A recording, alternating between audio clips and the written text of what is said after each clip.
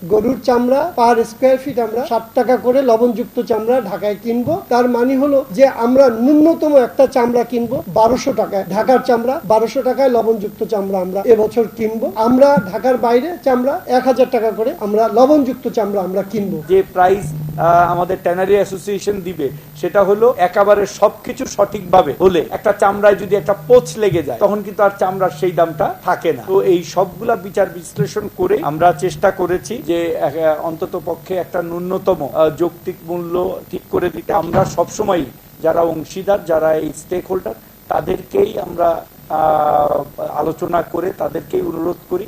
এর আগেও আপনারা দেখেছেন যে আমরা রোজার সময় যে প্রাইসিং এর যে বিষয়গুলি অ্যাসোসিয়েশন গুলা যেহেতু সকল অংশীদার জনের কাছ থেকে কথা বলে দামগুলি নির্ধারণ করেন, তারা যদি সবার সাথে কথা বলে তাহলে সাধারণ মানুষের কাছে এটার অ্যাকসেপ্টেবিলিটিও বেশি হয়। আর আমরা আমাদের মাননীয় প্রধানমন্ত্রীর নির্দেশে আমরা পলিসি মেক করব, যেটা ব্যবসায়ীরা তার মতো করে ব্যবসা করবে। যেহেতু এটা একটা ব্যবসায়িক সিদ্ধান্ত, চামড়াটা যদি আজকে সরকার কিনতো তাহলে সরকার নির্ধারণ করলে ঠিক ছিল, কিন্তু চামড়াটা কিনবে ট্যানারিওয়ালারা। তো আমি ব্যক্তিগতভাবে বিশ্বাস করি যে তারাই যে ন্যূনতম যে যৌক্তিক মূল্যটা আছে সেটা যদি তারা নির্ধারণ করে আপনাদেরকে একটা ইনফরমেশন দেয়, সেইটা অনেক গ্রহণযোগ্যতা পাবে ট্যানারি মালিকদের মধ্যে এবং অনেক আস্থার তৈরি করবে যারা এই চামড়াটা বিক্রি করবে। আমরা শুধু এবার বিশেষভাবে অনুরোধ করেছি যে আমাদের যারা একেবারে প্রান্তিক, বিশেষ করে একেবারে মফস্বল শহরগুলাতে বা গ্রামে যারা কোরবানি দেন, তারা চামড়া সম্পর্কে তেমন ভালো জানেন না। যারা ঢাকার আশেপাশে তাদের নলেজটা অনেক বেশি থাকে।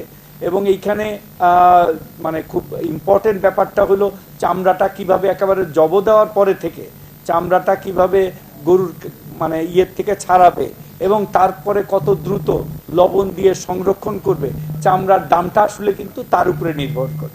তো আমরা যে প্রাইস আমাদের ট্যানারি অ্যাসোসিয়েশন দিবে সেটা হলো একেবারে সবকিছু সঠিকভাবে হলে একটা চামড়ায় যদি একটা পোচ লেগে যায় তখন কিন্তু আর চামড়ার সেই দামটা থাকে না।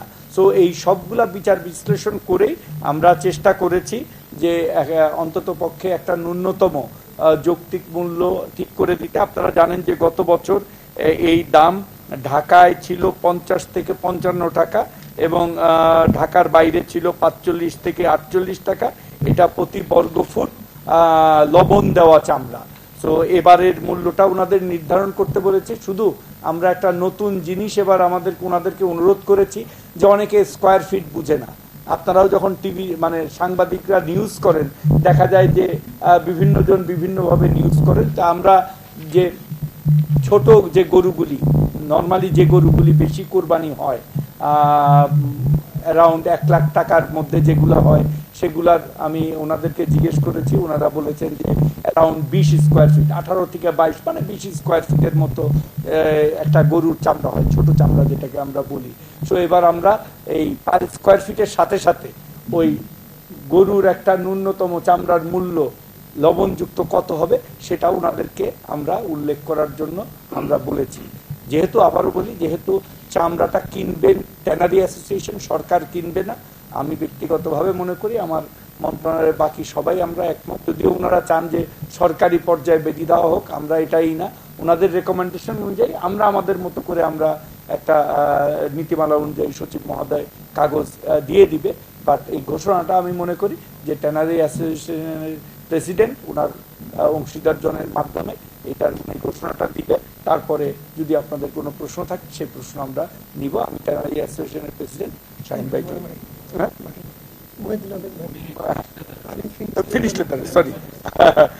ফিনিশ লেদারের যিনি প্রেসিডেন্ট উনি আপনাদের সামনে বক্তব্য তুলে ধরবেন এবং দামটা এই বছর কত প্রস্তাব করেছেন সেটা উনি নিজে মুখেই বলবেন। ধন্যবাদ।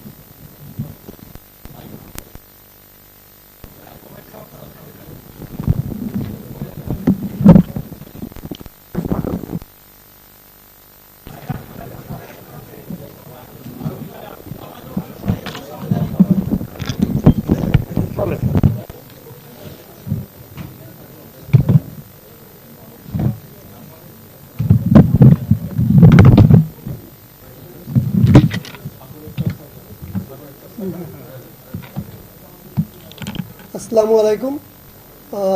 লেদার সেক্টরের পক্ষ থেকে এবং আমার ব্যক্তিগত পক্ষ থেকে আজকে যারা এখানে অংশীজন এবং আমাদের এখানে ইলেকট্রনিক মিডিয়া এবং প্রিন্ট মিডিয়ার ভাইয়েরা আছেন, বোনেরা আছেন, তাদেরকে আমরা লেদার সেক্টরের পক্ষ থেকে ধন্যবাদ এবং কৃতজ্ঞতা জানাচ্ছি।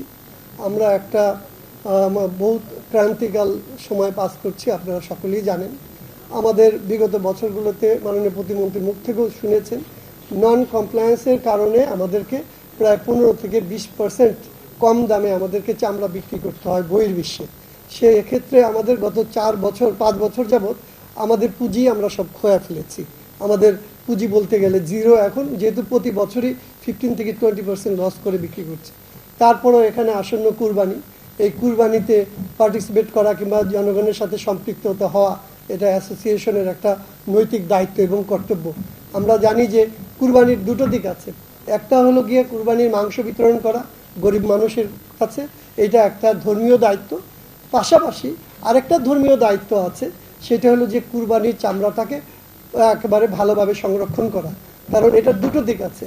একটা দিক হলো যে এটা একটা দেশের জাতীয় সম্পদ কুরবানির চামড়া, কাজে এই চামড়াটা সঠিকভাবে সংরক্ষণ করতে পারলে এটার যে বৈদেশিক মুদ্রা অর্জন হবে, সেই বৈদেশিক মুদ্রা দেশে আসবে। তো এইটা গেল একটা দেশপ্রেমের কাজ করা। আরেকটা ধর্মীয় দায়িত্ব আছে, সেটা হলো গিয়ে যে এতিম এবং মাদ্রাসা, যাদের আমরা হক বলে থাকি, যে কুরবানির এই চামড়া এটার হক হলো গিয়া এতিম মাদ্রাসা, তাদের জন্য। কাজেই কুরবানির দাতা যিনি থাকেন, তিনি যেন এই কুরবানির মাংস বিতরণের পাশাপাশি কুরবানির চামড়াটা কি করে সংরক্ষণ করা যায়, সেক্ষেত্রে যদি সে দায়িত্বটা সঠিকভাবে পালন করেন, তাহলে কিন্তু এখানে আমরা ওই যে ধর্মীয় যে দায়িত্ব, দুটো দায়িত্বই পালন হয়।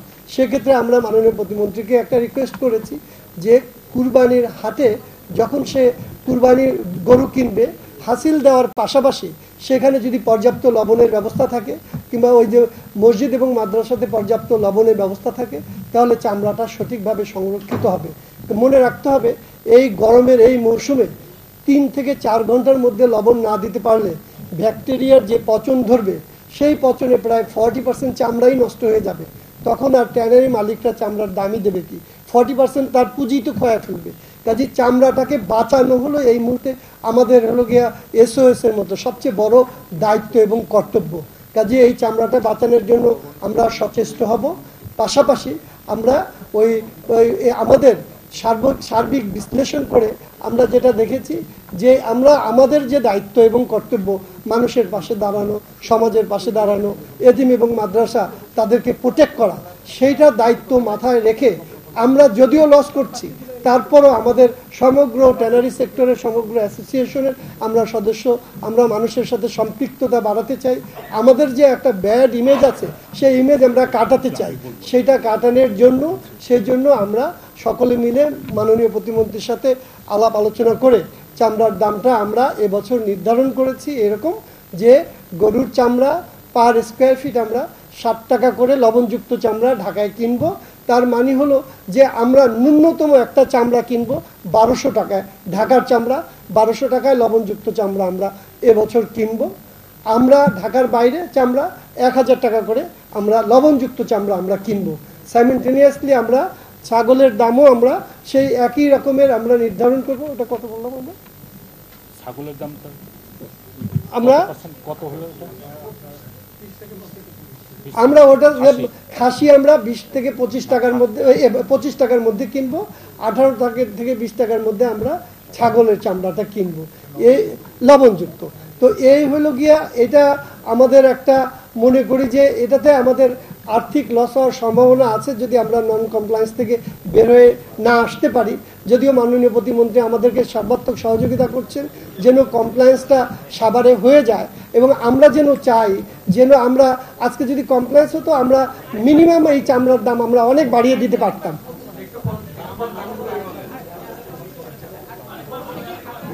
আমরা বলছি যে ঢাকার চামড়া আমরা 60 টাকা পার স্কোয়ার ফিটে, 55 থেকে 60 টাকা আমরা কিনবো। সেক্ষেত্রে চামড়ার দাম সর্বনিম্ন আমাদের হবে হলো গিয়ে পার পিস আমরা 1200 টাকায় কিনবো। লবণযুক্ত চামড়া 1200 টাকায় কিনবো। এটা হলো মিনিমাম প্রাইস, এটা ম্যাক্সিমাম না, এটা মিনিমাম। এর নিচে চামড়া কেনা বেচা হবে না। আর ঢাকার বাইরে যে চামড়াটা আমরা কিনবো সেটা আমরা সর্বনিম্ন চামড়া লবণযুক্ত চামড়া 1000 টাকায় কিনবো, এর নিম্নে আমরা কিনবো না। স্কোয়ার ফিটে এরকমই 18 থেকে 20 স্কোয়ার ফিট হবে। না 55 থেকে 60 থেকে। না না ওটা ঢাকার বাইরে একটা ঢাকার বাইরেটা 50 থেকে 50 থেকে ঢাকার বাইরে আমরা 50 থেকে 55 টাকার মধ্যে কিনবো।